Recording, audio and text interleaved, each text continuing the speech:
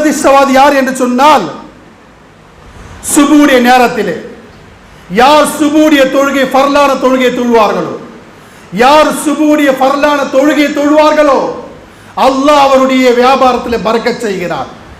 அல்லாஹ் அவருக்கு நிம்மதியை தருகிறான். அல்லாஹ் அவருக்கு சந்தோஷத்தை தருகிறான். அல்லாஹ் அவருக்கு மகிழ்ச்சியை தருகிறான். ஆனா என்ன செய்வான் தெரியுமா? சுபு தொழுகை தொழ மாட்டான். மக்கள்கிட்ட புலம்புவான், நான் வியாபாரம் செய்கிறேன், அதில் பரக்கத்து கிடையாது. நான் பல முயற்சி செய்கிறேன், அந்த முயற்சி எனக்கு வெற்றி கிடைப்பது கிடையாது. மிகப்பெரிய ஒரு நெருக்கடி எனக்கு இருக்கிறது என்று புலம்பிக் கொண்டு இருப்பான்.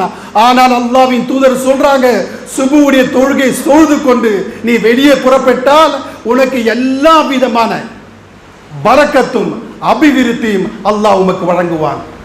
அப்படி செய்யறோமா? சுபு தொழுகை தொழுது கிடையாது. மக்கள் மத்தியில் வந்து புலம்போது, நான் எவ்வளவு வியாபாரம் செய்கிறேன், எவ்வளவு முயற்சி செய்கிறேன், ஆனால் எனக்கு எதுவும் கிடைக்க மாட்டேது என்று. இவன் தான் துரதிர்ஷ்டவாதி.